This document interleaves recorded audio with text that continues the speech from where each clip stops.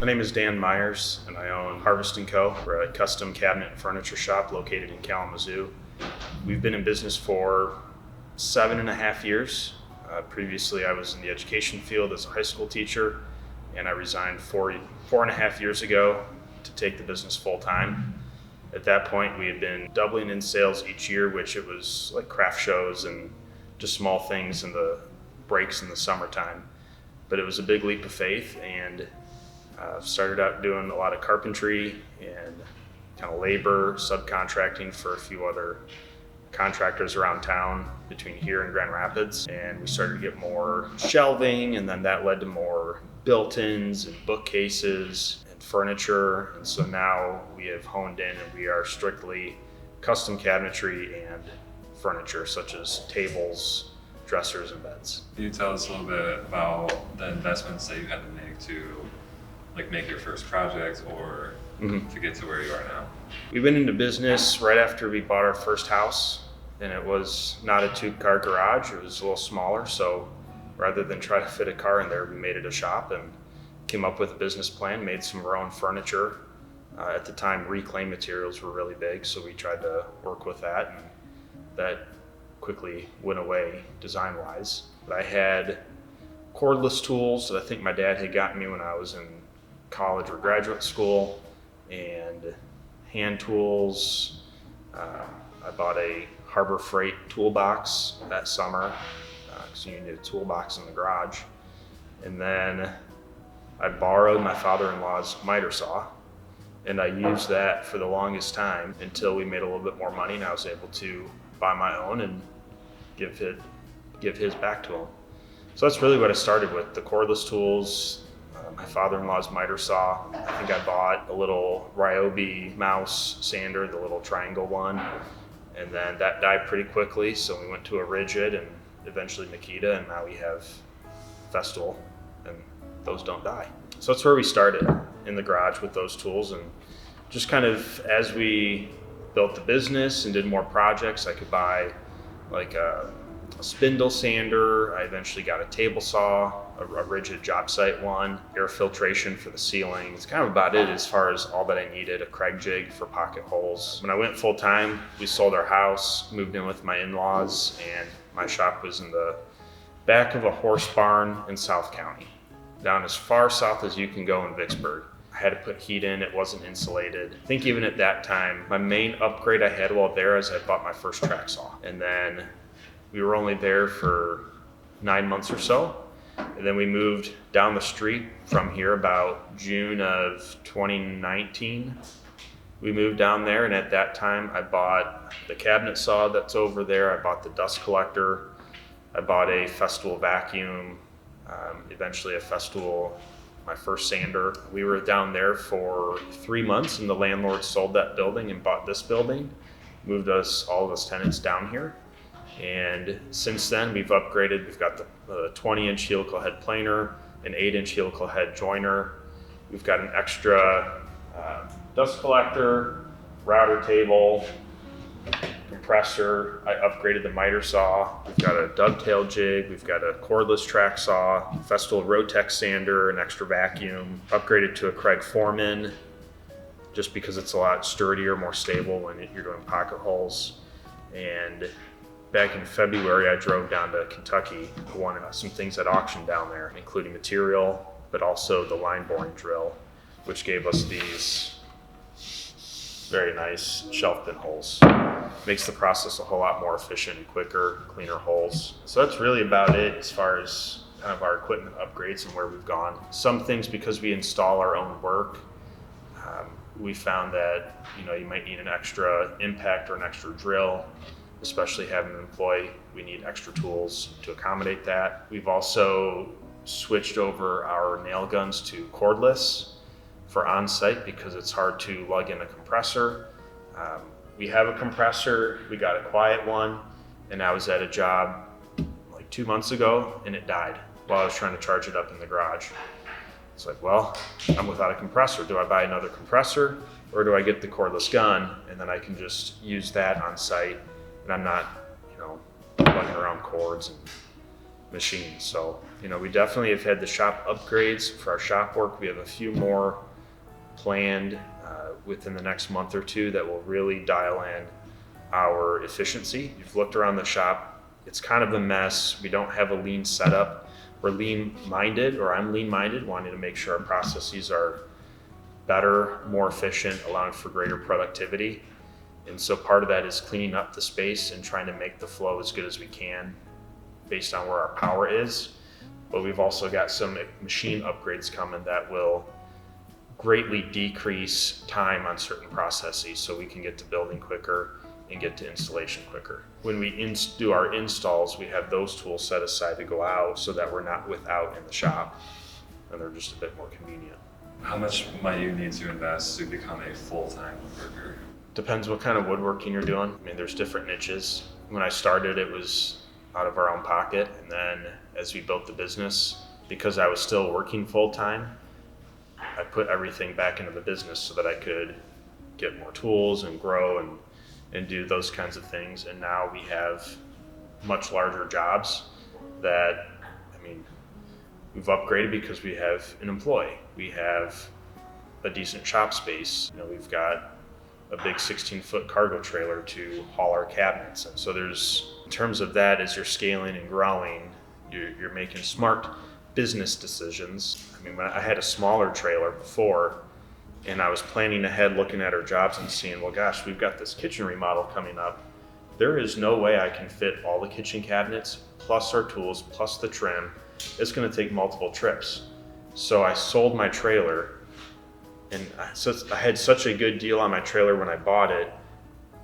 I don't think I lost anything when I sold it. And then I found a bigger trailer in Ohio and went and got that, was able to pay cash for it, it just blew my mind at that point, because you're growing and you're growing. And if you are making wise decisions as far as how you're spending your money and where in the business, that was the first time I wrote a check with that many digits. And it blew my mind that I was doing that. And now we do it more frequently when we order larger material orders. Oh, here's a check for several grand, or to pay the subcontractors, what have you. And so it's a mental shift working with that much.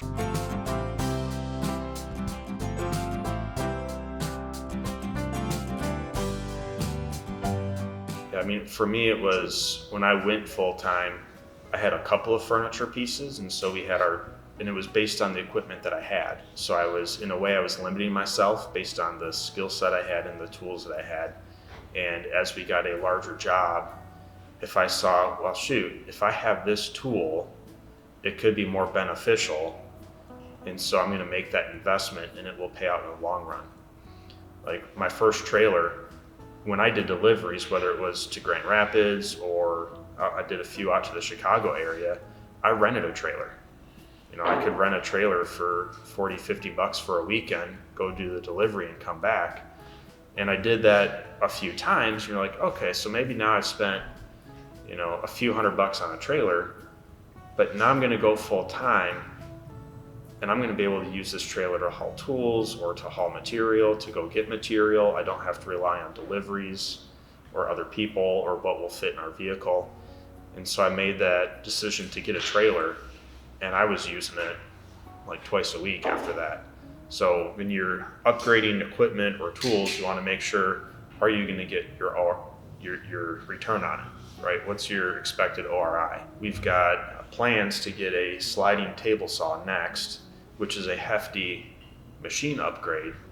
But as I've talked to other cabinet makers and done my research, we found when we do our cut list for cabinetry, it could take on average, say 2 to 3 hours to do a cut list for a decent sized set of built-ins.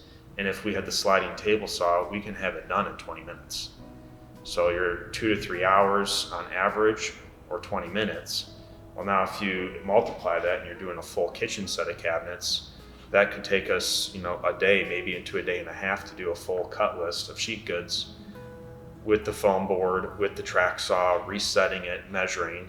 And with the sliding table saw, we can have that done in half a day. And now we have a full day left to start building. And so in that sense, as we look at our lean processes and just how to be more productive, we're investing in equipment that allows us to get from start to install much quicker, which means we get paid sooner, which means we can start the next job sooner. And so it's not that we're trying to blow through things and go and do it faster. We just want to do it better with better precision and better quality. Can you talk about your advertising and how you get your customers? So in the past, we would post on social media, share it on Facebook. That was really about it. I tried a flyer in a grocery store once, and I did get one customer out of that. When I went full time, I made the decision to get a logo on my vehicle, and then I got my trailer, and so the trailer had the decal on it. I had a small SUV at the time, a Trailblazer, had that on there. Then when I had a truck, got that lettered, people see it around town. I'll get people that come find me at Lowe's. Hey, is that your truck out there? And it's another contractor wanting to talk. Or I had a lady call me this morning just to introduce herself and to say, we've seen your truck around town and we want to thank you for being a good example of a tradesperson advertising that way, but also with how clean your vehicle is. Like, you haven't seen the inside of it. I run a cabinet shop. But her point was that her husband runs a glass installation company, I think, and they have guys on their crew that just aren't keeping their trucks nice looking. And the whole point is, people see it around town, they recognize it, and they're gonna, that might be a way that they call you. And I get people sometimes taking pictures when they pass me on the road, or roll the window down. But other than that, just organic search on Google. I got Google My Business, and I take a look at that. We have SEO on our website. It's not perfect, but it's decent enough for the size of our company. And we're currently working with a marketing agency in town to help us with targeted Facebook ads, because we're looking to effectively expand our product line. So in Kalamazoo, we are known for cabinetry and built-ins, and most of our clientele for cabinetry, actually all of our clientele, is here in Kalamazoo. However, our furniture that we've made over the years, I can count on one hand how many pieces have gone to Kalamazoo. The rest have gone to Illinois, Grand Rapids, Metro Detroit, and really I don't mind that we deliver across Michigan, but we want to be able to increase that where we're at and then outside as well. So we're working with the team to create more conscientious advertising in that regard. And aside from our logo and decal and lettering on our truck and trailer, this will be the first time that we've actually paid for advertising. You were saying that you do other stuff other than cabinets. Mm-hmm. Which one, I guess, is the main, or do they split? The market in Kalamazoo is consistent with cabinetry and built-ins, so we're going to continue down that path. However, I really love designing furniture. When I design cabinets and furniture, I try to adhere as much as I can to universal design, which is also called aging in place. So it's this mentality that it is safe and functional and accessible for little kids all the way up to older folks who maybe can't get around really well. On our furniture designs, our table designs, we do a pretty extensive radius on the corners and roundovers or chamfers, because we're really trying to break any edge that there is, right? So like the plywood here has a sharp edge. So, if you sit at a table and you're eating and you put your arms on the table, eventually you get that crease in there. It might hurt, feel a little irritated. Now imagine you're walking by a table and you run into it. Now you've got the point of the corner running into your thigh. That's going to leave a bruise and it's going to hurt. Whereas with our furniture, because we ease those edges and we curve it or do a radius, yeah, it's going to hurt because you hit it, but it's a little bit more blunt instead of sharp and impactful. So we try to be a lot more conscientious there with our finishes as well, so that they hold up to adults drinking wine or kids coloring at the table. The cabinetry is big here, but I love designing furniture and want to pursue that more. And so we're working with a business consultant and we're working with a marketing agency to see how we can grow that side of it. but it has a purpose too, besides me getting to be creative. I have felt the Lord's calling to create a apprenticeship, effectively in the thought of redemptive employment, where we would work, say, with the Kalamazoo Gospel Mission to create a 6-month paid on-the-job apprenticeship where a couple of men will come in, they'll learn the skills of woodworking, how to use a tape measure, how to use the saw, why we use different blades, different types of hardwood.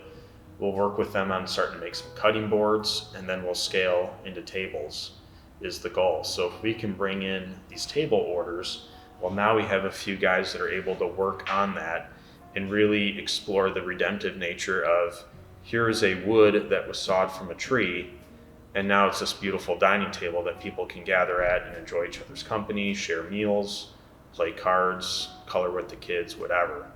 And so the benefit of building tables and pursuing that is twofold. I get to be creative, and it leads to a safe, redemptive opportunity for men that are coming out of either homelessness or incarceration or just a rough time, and they need that stable footing. For the projects, how long does it take from start to finish? On furniture, we typically say 4 to 6 weeks, and that gives us time to procure material. We do a lot of metal and steel bases, and so we've got to be able to order those and get those in. If they're going to a powder coater, that's a little bit extra time. So we give ourselves 4 to 6 weeks time frame to get a custom table. Our cabinetry, it really depends on the job. I'd say from start to finish in a project, we're probably 2 to 4 weeks is pretty decent estimation. That being said, we are booked out through the second quarter of the new year on cabinetry. So we have jobs lined up, and it's just that we're trying to, get one project finished, and as that one is being worked on, the next one is getting started. So we're having this workflow. Something that we've had to consider in the sense of growing and scaling is which processes of an entire build can we improve on, right? So I mentioned if we get a sliding table saw, that will immensely cut down on our cutlass time. So we can do all the prep of material, and then we can start to build. Well, after we build, then we prep it for finish, and we've got our spray booth, and that's been great and kind of out of necessity, but I really don't like paints. I enjoy doing clear coat and spraying that, but I really don't like spraying pigment and finish. If I could, I would sub that out and then move on to something else. And so we're actually teaming up with a painting company a few minutes down the road who we know, and we've worked with them in the past. And we're looking at them taking on our finishing in the new year, where we can prep, we can build, prep for finish, go drop off, and in the week they're doing the finishing, we're moving on to the next one. And then when that's done, the finishers, we can pick it up and go install. And we know they're going to give a much better quality finish than what we've been able to give. We've honed ours in, and it's really good, but I know if I leave it to the pros on that, they'll do a fine job, and then we can really focus on the design, build, and install. And so that's taking a process out of ours that we don't have to necessarily worry about in the day-to-day, and it frees up more space for doing bigger projects. Our biggest project to date, revenue-wise, would be a kitchen remodel we have going on currently out on Eagle Lake in Mattawan. That one on our end, and I say our end because the clients are covering the fixtures, they're handling the countertops, the tile, the painting. The client is a semi-retired house painter, so he's painted the walls and primed that. But we're gonna be, at the end of the day, like on our end, 50 to 60,000 in there. We've got a few things we need to add in that we've had to change. And then with what they're doing, it's probably a $75,000 to $80,000 remodel to how they want it. Before that, our biggest one was a kitchen remodel we did in Millwood, and that was 20 to 22,000. It was a smaller kitchen, but again, we took it on because we did work for one of their kids, and their family. And then we went in and rebuilt the cabinetry. So we really handled that and then subbed out the electrical and the plumbing. And then on this one, it was, again, we had done work for our adult son and we got connected with them about a year ago. We are hoping to be done on our end the week before Christmas, which will be a nice Christmas gift to them. So that's been one of our larger projects. We actually have a few projects coming up. I'm trying to think. One is, well, right now, like our average built-in size with lowers and uppers and shelves and mantle. Right now, that's probably about $8,000 on average. And part of that is just inflation and materials going up in price. We've got quite a few projects that have started to hit over 10,000, between 10 and 20,000 in their cost. And I'm not saying that like, hey, look at, we're marking this up. We're not. We're competitive. We're at the market rate, providing a good service and product. And it's just kind of where things have gone. And so, we're getting higher end customers. We're getting better work that costs more. And that certainly lends a hand to our growth. Furniture wise, our dining tables start around like $2,600-$2,700 and up, depending on the design and the size of it. We've done some custom pieces, and those are several grand, but they're custom, and so they're a lot more involved in terms of thought and design and execution. What are some of the biggest expenses that come with woodworking? It'd be your material cost. It'd be, if you're upgrading equipment. If you are not working out of your garage or a pole barn on your property, then you're having to lease space. And so then you have rent, you have utilities, you have insurance. When you hire an employee, you have the employee's payroll, you have taxes, you have workers' comp. Like the workers' comp is more than my commercial policy, and between the liability and inland marine and truck and trailer. So that's something to keep in mind, that you don't always hear about what's called the labor burden, and Ryan's not a burden, but the labor burden being that you have your salary, but then you have all those other things. So let's say you're paying someone $25 an hour. Well, that's actually costing you like between $40 and $50 because you have to consider your taxes, you have to consider the workers' comp and the insurance. And so that's something to bear in mind. It's not just, he's going to make, say, 35, 40K in a year. That's all out of my pocket. Well, no, actually, let's add 10% to that, right? So that's affecting your bottom line. In our case, because we're a more established business and we have an employee and we're looking to have more employees, like I said, you have that payroll, you have the insurance, the taxes. Clearly, we're in an industrial space, so we have rent, you have utilities. We're fortunate to have our utilities and internet included, but if you don't, then you have to consider that, access to a dumpster. So there's all these little things that you have when you're running a business that you have to consider in your cash flow. What are some of the biggest positives and biggest negatives to woodworking? There aren't many negatives. I mean, for a lot of people, woodworking starts as a hobby, and it did that for me, but I had this entrepreneurial itch on, well, how can I support my family and do a side hustle? How can we add a little more to the bank account? And now it's, now it's given us a stable income to support my family, but I also get to be relational and to work with customers, build relationships with them. And I really enjoy the relational aspect. Building that connection. One of the negatives, sometimes you get a customer who just expects their project to be done sooner or to take precedence, and so we're really working towards like, hey, you are this place in our schedule.